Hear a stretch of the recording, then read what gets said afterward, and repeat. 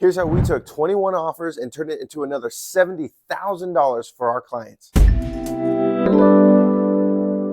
One of the main problems here in the real estate industry is that real estate agents do not have clear offer instructions on every single listing that they have. And secondly, they don't have a planned out negotiating strategy on how they're going to negotiate with agents. So what you're about to see here is our negotiating strategy when it comes to any of our listings. Now, please keep in mind, there's a whole bunch of things that lead up to this moment. What you're about to see is the day of phone calls that I make when we receive offers and how we determine who's still in the game and who we're going to continue negotiating with. These first round of phone calls that you're going to hear, these are people who are making clear that they are out of the game. Is now a bad time? It's good. I'm driving, but we can talk. All right, I have bad news. Uh-oh. We have 18 offers in hand, and the highest is $1,680,000. Oh my God. $1,680,000. So even higher than your escalation. Would beating that price be impossible for your buyers? No, it will be out of their budget. Cool. All right. Well, listen, Tony, thank you. Yeah, thanks. Keep me in the loop if anything happens. Yeah, will do. Thank you for writing, Tony. I appreciate it. Yes, thank you for calling, Michael, but keep me in the loop if anything happens. All right, Tony, sounds good. Talk to you soon. All right, thanks. Bye. I have bad news. Oh, okay. 18 offers in hand. Mm-hmm. And the highest offer we have is currently at $1,680,000. Wow. Yeah. Well, good for you, though. Yes. So now let me ask you this, though. Would it be impossible for your clients to beat that price? I don't think so, Michael. I mean, like I crunch numbers with a loan agent, but she's also very realistic with her budget, So I think we're not going to be able to beat that. And you know what? Writing that offer, I try my best for her because she really likes the property. But frankly, I know that you're going to get multiple offers and having over asking price. Sounds good. Well, thank you so much for writing. Oh, absolutely. So thank you so much for the call. Yeah, for sure. All right. Talk to you soon. Take care. Bye-bye. Bye. Hey, Mehdi. This is Michael Reyes. Is now a bad time? No, great time. Okay. Thank you for the call. I have bad news. Kind of anticipated, but it counts. Sure. 18 offers in hand. And the highest one currently is at $1,680,000. Yeah, so those are the comps. Right. I told my clients, 1,800 foot 95122. I'm never gonna tell you guys not to write, but that's where it's gonna be. For sure. Yeah. But congratulations, beautiful home. Thank you. All right. Well, I appreciate it. Thank you. Thanks for the call. Yeah. Thank you. All right. Talk to you soon. Bye. Now, one of the main things you heard me say multiple times is immediately I say, I have bad news. Listen, I'm not making these things up. We have studied negotiation, and one of the main tips or things that we have learned is from the book Never Split the Difference by Chris Voss, who was an FBI kidnapping negotiator, obviously for the U.S., but the international situations, he would be brought in having to negotiate kidnapping situations. And the reason his book is called Never Split the Difference is because he gives the example. If they have taken two kids, he could never say, okay, give me one and you keep the other. He could never split the difference. And so his whole book gives us the tactics and strategies that he implemented to make sure that he could get both of the hostages brought back to their parents safely and soundly.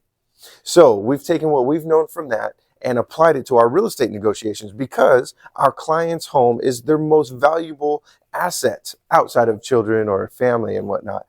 But it's typically their most valuable asset, millions of dollars here in Silicon Valley. And so when we're negotiating, we want to do the same thing. We want to make sure that we don't leave any money on the table and we're not splitting the difference. So when making these phone calls, we want to know upfront if these people are still in contention or not. So, hey, I've got bad news. Now, if they respond with anything but, oh no, that's bad news, I know they're out. But if they say, no, that's not bad news, we're still in the game, I now immediately know that they can't stay in. And this is a person I'm going to be talking to for the rest of the day. Second most important thing here, Listen, most other agents, I'm telling you, you have to ask them, but they're going to advise their clients, oh, let's only negotiate with this offer because they're financially stronger. They've got 40% down instead of 20% down. Or we only counter the top three because they put their best foot forward. No, this is the Silicon Valley. That's not how we operate. Everybody gets a chance to come and bring their offer up. And here is the perfect example why.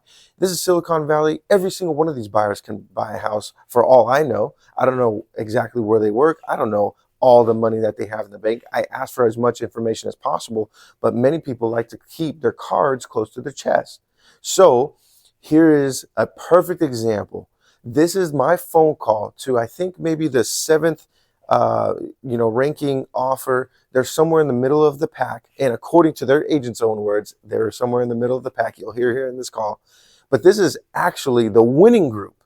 But here's my first call with the group that actually won the home. Hey, Michael. Hey, it's now a bad time. Now's a good time. All right, we've got 18 offers in hand, and the highest offer we have, obviously completely non-contingent, 1680 is where we're at. 1680.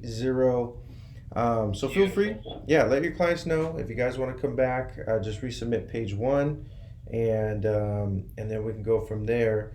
But that's where we're at. Oh, and if they do, we will still need the 45 days to close, but Okay. we may know in a couple days if we can actually do I think you guys had 17 days. Yes. But that's it, man. That's where we're at. That sounds great. You're the man. I appreciate you letting me know. As far as 1575, would you say that's mid-pack? Yes, exactly. The next phone call I'm making right now to Darlene Perry, her clients offered 1570. Next behind her, Katrina, 1560. So yeah, right in the middle of the pack, pretty much. Perfect. I told my clients it's going to sell between 16 to 17, most likely closer to 17. So yeah, right on. This will be good. I don't know if they'll be willing to go the distance, but if they are, I would love the opportunity to work with you on this. Sure, sounds good, David. All right, keep me updated. All right, Michael, will do. Thanks again for the update. All right, bye. All right, now listen, that phone call didn't sound promising. That phone call sounded like similar to many of those few that you heard saying that they're out or it's too much. But lo and behold, that group woke up the next morning. I'm not kidding. 9 a.m. I get a phone call from that agent, and he says, my clients want it. We just upped our offer to 1750. 1750. They had no clue that there was actually another group at 1,725,000. And that group put their best foot forward. I mean, they stretched, they got there finally after a whole day of negotiating. And I wasn't even talking to this group. That was my last conversation with that real estate agent. I had not talked to him since that phone call. But there were 3 other groups that stayed in the game. I was talking with them until 8 or 9 p.m. that night. The next morning they wake up, they have to have it. They up their offer to 1750. They send it in. Our sellers sign. We are in contract. So that is how we went from 1680 to 1750 after the initial offers. What does that mean? Here's some of the key points. Number 1, leverage. Getting multiple offers. Having 2 buyers is better than just 1. The more buyers you can have, it doesn't matter if they all end up, competing or not. The more you have, the more leverage you have to negotiate. And number 2, most importantly, how we operate, everybody gets a chance. Not just the top 3, not just 1. Everybody gets a chance to compete, because in this scenario, the maybe 7th best offer woke up the next morning, had to have it. Here's 1750.